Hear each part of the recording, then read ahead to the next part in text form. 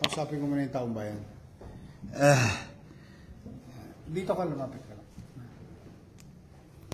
Okay na? Magandang gabi mga kababayan ko sa lungsod ng Maynila. Una po ay humihingi ako ng paumanin sa inyo na halos ang buong Espanya ay wala po ilaw ngayon. Asan yung picture kay Andres? Pakikuha lang kay Andres. Yung picture ka mo, yung hinukay. Gusto ko lang po ipaalam kasi maraming nag-aano sa amin na madilim yung Espanya ngayon. No? We received so many complaints only to find out yung pong ilaw natin, bagamat nakabaon na sa ilalim ng lupa, itong mga Tolonges na to, papakita ko lang yung ginawa nitong mga loko. Tingnan nyo po mga kababayan, tingnan nyo yung itsura. Nakikita ba nila? Ayan o, marami ho yan, mahaba ho yan. Ayan po. Ayan. Meron na ho silang gamit pang hiwa. Ha? Pasensya na po kayo, medyo magdidilim ngayon doon dahil sa mga Tolonges na to. Tingnan nga kayong dalawa. Saan kayo gumawa ng gamit? Ano po yung martilyo lang po? Ha? Martilyo lang po. Martilyo? Martilyo yung ulo mo eh. Paano martilyo yun? Kaya mga may hiwa yun. Paano ba to? Ano yung pinanghiwa nyo sa semento? Ano po yun? Nakapatong lang po sa semento po yun. Kumbaga ano po yun. May nasilya nyo. Alam nyo ba ang ginawa? Habang bumabagyo, tama ba? Ang madaling araw nyo ba tinira daw? Habang bumabagyo. Ito, nahuli na to dati ng PLDT. Ang problema ng PLDT, hindi naman nagreklamo. Ang malas nila ngayon, ang kinuha nilang kable, property ng gobyerno.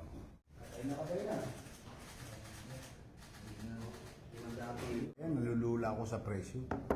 Yung box, solid ba? Una, na-disgrasya nyo na yung gobyerno. Pagawain ba yan? Pangalawa, dumilim. May anak ka? Gusto mo ma-hold up sa Espanya yung anak mo? Yan naman pala eh. Ikaw, may anak ka rin? Wala. Pamilya? Meron po. Nanay? Meron po. Gusto mo tumatawid nanay mo nasagasaan kasi madilim? Okay, ba't nyo ginagawa yun?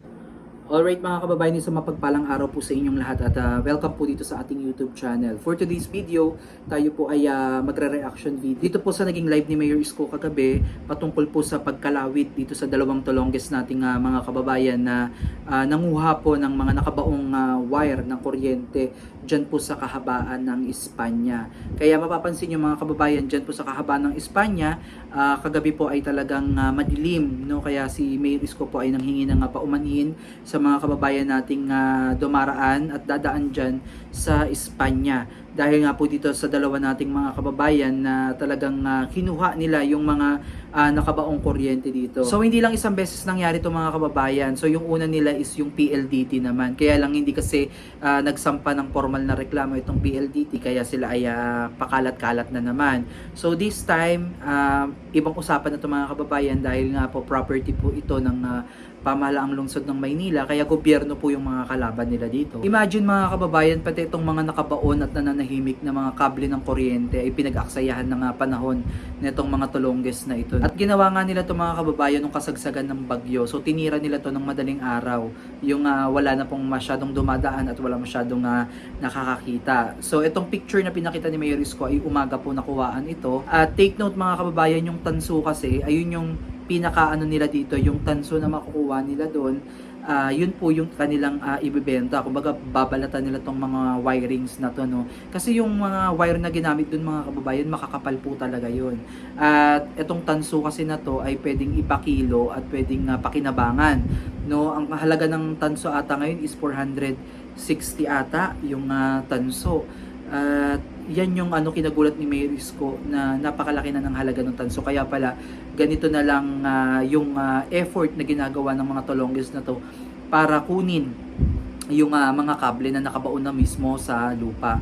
So ito ay hindi na bago, no? Talagang alam niyo yan, Hindi na bago 'to mga kababayan kasi pati yung mga street lights noon na 'di ba pagtapos ng gobyerno ipagawa, kahit hindi pa panahon ni Mayor Isko, hindi pa panahon ni Mayora Lacuna, noon pa lang nakikita ko na yun mga kabataan tayo na yung mga may mga street lights pero eventually may mga street lights tayong nakikita sa mga park and then ilang mga months bigla na lang magiging pondido. Yung pala kala natin pondido, yun pala wala na po yung mga wire, talagang binalata na nila at tuluyan ng sinira. So ganun yung kaya yung pera ng taong bayan mga kababayan ay nasasayang kasi yung pinangpapagawa diyan yung ginagamit na pagpapailaw diyan, ginagamit na mga pangbayad sa mga materyales, sa pang-construction ng mga ganyan ay galing po sa buwis ng taong bayan, lalo na po dito sa lungsod ng Maynila. Kaya napakalaking kahinayangan, napakalaking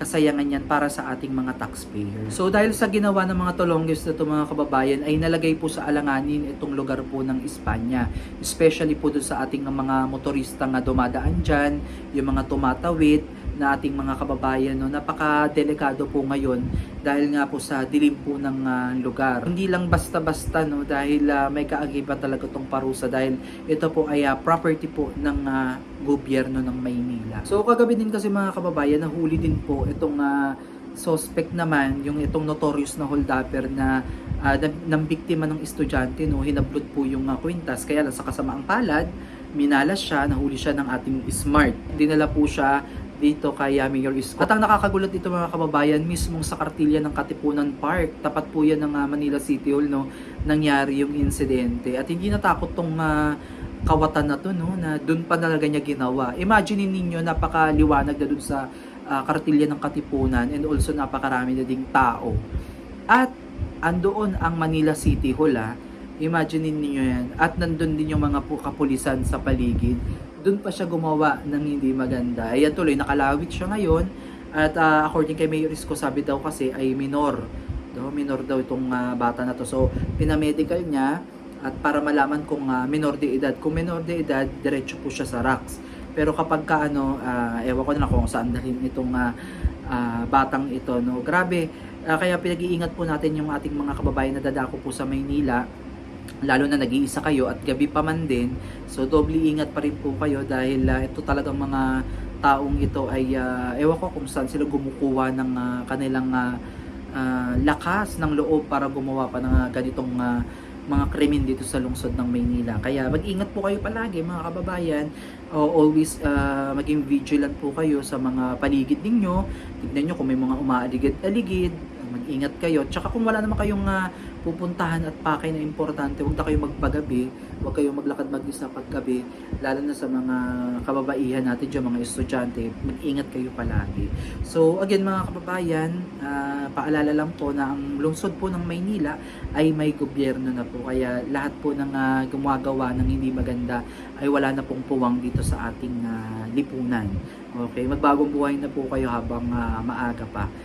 Alright, so hanggang dito na lang mga kababayan. Please give us a like at paki-follow na din po at subscribe ang aming mga YouTube channel, ang Coppers Vlog, Kuya J and Manila Reborn for more updates.